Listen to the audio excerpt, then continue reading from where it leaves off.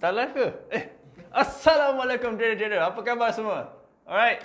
Hari ini kita cerita pasal, cuba teka kita cerita pasal apa. Kan? Kepala dah nampak berasap-rasap lah tu kan. Semalam dah nampak dah ada orang tulis pening doh. So saya dah faham dah.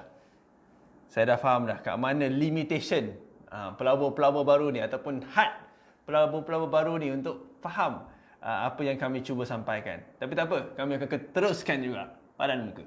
Alright? Ingat, alright, ya, kalau tak faham tu saya dah cakap banyak kali dah. Kalau tak faham, pergi balik part 1 kan, kita start pada awal, part 1 MACD.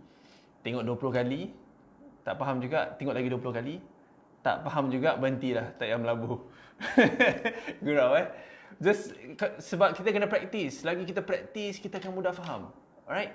So kalau tak faham part 1, kita buat sampai part 1 faham. Alright. Lepas tu kita pergi part 2, pergi part 3. Sebab kita punya video akan ada sentiasa ada di website ataupun di Facebook kita lah kan. So you guys selalu boleh tengok, check balik. Alright. And hadamkanlah. Alright. So hari ni kita part 5 dalam cerita MACD. Alright. Okay, sebelum itu, hari Ahad ni, apa yang ada hari Ahad ni?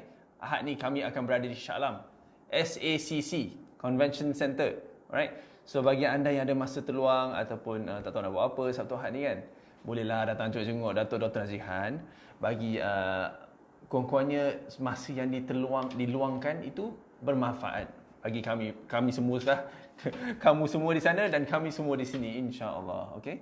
So belajarlah macam mana permulaan ataupun introduksi kepada saham ni kan, secara percuma. Tiket percuma pun ada, jangan tak tahu. Alright. So kita ada package Aussie Bull. Nak tahu lebih lanjut, www.menangsaham.com. Untuk 3 orang yang datang akan dapat tiket percuma. Alright. Tapi kena datang bertiga lah.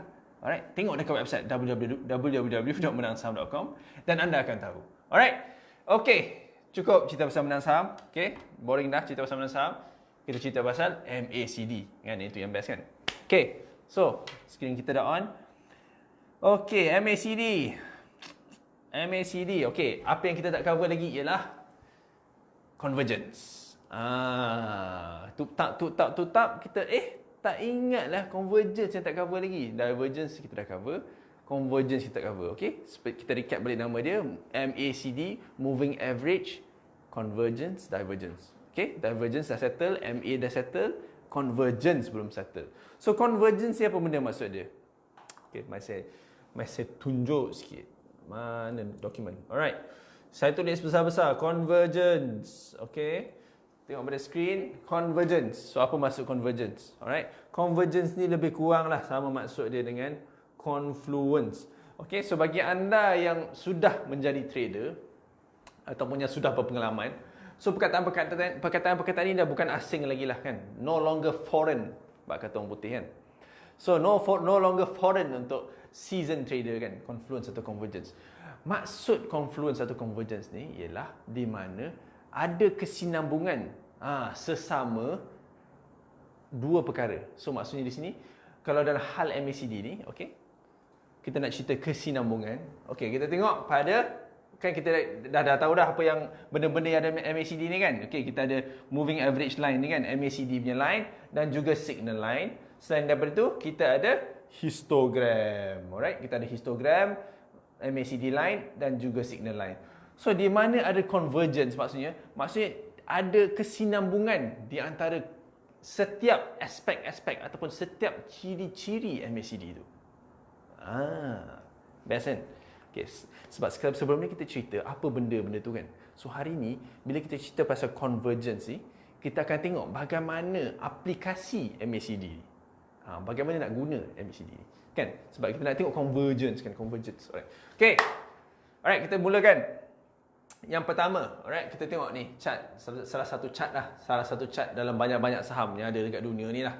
So tak kisahlah dia chart apa kan sebenarnya, walaupun chart ni chart Adobe lain Adobe lain 400, Adobe lain Adobe yang orang selalu guna untuk PowerPoint pula Microsoft. Minta maaf, AI apa tu, bukan Amazing Investor, satu lagi tu apa dia panggil, Adobe Illustrator dan juga Adobe Photoshop. So bagi anda yang editor sana, memang tahulah benda-benda aplikasi ni kan. So basically ialah software komputer. Okay, so company buat software komputer ni, Adobe ni lah carta dia. Okay, ni merupakan candlestick. Okay, yang dekat dalam ni saya dah tinggalkan macam biasa, MA26 dan juga MA12. Okay, so tak kisahlah, itu tak peduli. Alright, so sekarang ni nampak chart dia beralun kan, nampak macam bentuk double bottom. Double bottom. Ingat tak dulu kita dah belajar double bottom. So ada 2 point. 2 point dekat bawah ni. Okey. Alamak. Sekejap Okey, saya lukis. Tengok pada skrin. Tuan director, tengok pada skrin. Okey, saya nak lukis bulatan ni. Okey. Alright. So sekarang ni, ini merupakan double bottom, bak kata orang. Saya tutup background. Ni pun sama. Ni pun sama. Tutup background. Lama dah pula. Okey. So ni merupakan double bottom, okey? Kalau anda lihat macam ni, macam ni, macam ni, macam ni. Nampak? Ada 2 bottom. Kalau nak kasih nampak, kasih lagi santai, kita tunjuk line chart. Lagi terang. Alamak, tak ada terus. Tak apa. Ekor dia hilang terus bila line chart. Sebab line chart beza dengan apa tu dia panggil candlestick, dia hanya menitik beratkan harga-harga tutup je. So setiap bucu-bucu ni merupakan harga closing. Harga closing pada hari tersebut. Okey? Itulah beza pula candlestick dengan apa tu panggil line chart. So itulah sebabnya tak ada harga di bawah ni. Okey, kalau you guys tengok closing mana? Closing price satu di sini dan satu lagi di sini. Tak ada closing price di bawah. Betul tak? Saya hari ni nak ajar MACD, tapi duk cerita pasal candlestick lawan line chart pula. Okey, tak apa. Additional information. Maklumat tambahan secara tak sengaja. Okey? So anda lihat di situ. Sekarang anda boleh nampak beza dia. So setengah orang suka tengok line chart sebab dia tak peduli kan opening price berapa ke apa ke, dia tak kisah. Dia tahu line chart, dia nak tengok closing price sahaja. So itu terpulang pada anda lah. Okey? Alright. So, apa yang saya nak cakap mengenai confluence ataupun convergence. Alright. Pertama, macam mana kita nak tahu market tu dah bullish ataupun berubah momentum, menunjukkan tanda-tanda awal untuk bullish. Apakah? Indicator dia. Alright. Pertama, takkan tak tahu kan, kita dah cerita itu crossover. Crossover. MACD line is the leading line ataupun line yang lebih laju, dan juga signal line ialah lagging line ataupun line yang lebih lambat. So nampak sini ada crossing yang berlaku dekat sini. So apabila ada crossing yang berlaku dekat sini, okey, saya ni memang pantang, saya memang suka lukis circle. Mana tempat saya highlight, saya nak lukis circle. Saya nak lukis bulatan, okey? So nampak dekat sini. So dekat sini menunjukkan tanda-tanda awal bullish momentum, okey? Sekali dengan crossover ni, apa yang berlaku? Confluence dia, histogram mula berubah positif juga. Mula menunjukkan bullish momentum yang semakin kuat. Okey? So satu sini. Okey, kalau boleh tak nombor lagi cantik lah. Saya suka kalau ada nombor ni. Alamak, boleh. Okey, saya letak satu dekat sini. Ni mesti lagi best. Lagi senang nak nampak. Okey, besarkan sikit. Alright, yang pertama di sini. Okey, yang kedua di sini.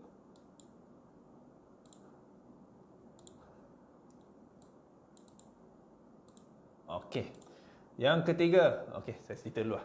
Alright, yang pertama di sini crossover. Okey, crossover menunjukkan bullish. So, ini menandakan bullish momentum bakal bermula. So, ini terbukti pada histogram juga. Histogram menunjukkan bullish momentum bakal bermula ataupun sudah bermula juga. Okey. Seterusnya, yang terakhir ialah di sini, di line kosong ni. Ingat tak saya cakap dulu, kat sini ada line kosong kat tengah-tengah ni. Line kosong, saya cuba lukiskan sebaik yang mungkin. Line kosong kat tengah-tengah.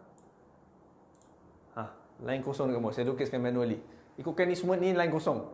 So line kosong, MACD line cross above line kosong. Jadi positif. Bila menjadi positif, itulah yang tanda ketiga yang menandakan inilah tanda ketiga. Tiga sini. Okey, jangan risau, saya akan recap.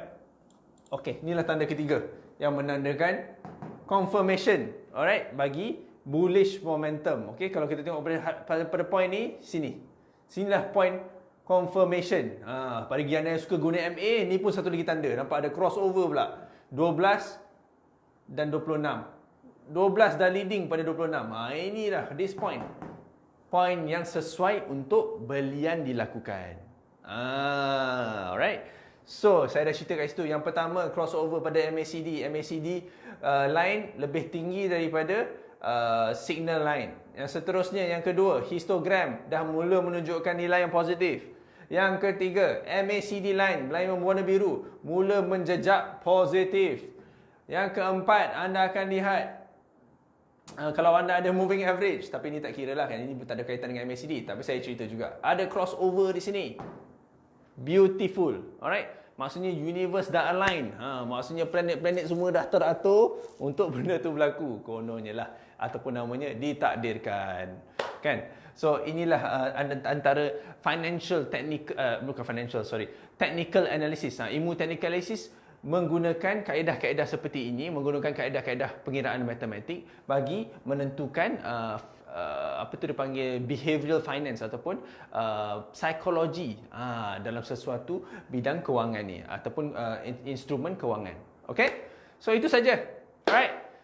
Simple. Bunyi macam simple, mudah tapi pening. Betul? So bagi anda yang masih belum faham, boleh recap balik video. Bagi anda yang dah faham, tahniah. Alright. Esok insyaAllah kita pergi ke topik yang baru. Alright. Ingat, visit www.menangsaham.com. Ahad ini kita bakal berada di Shah Alam. Alright, jumpa anda di sana. Setakat ini itu saja buat saya bagi minggu ini. Esok anda akan berada dengan saudara Mai dan kita jumpa hari Isnin. Alright, Assalamualaikum. Ingat yang penting pastikan uptrend.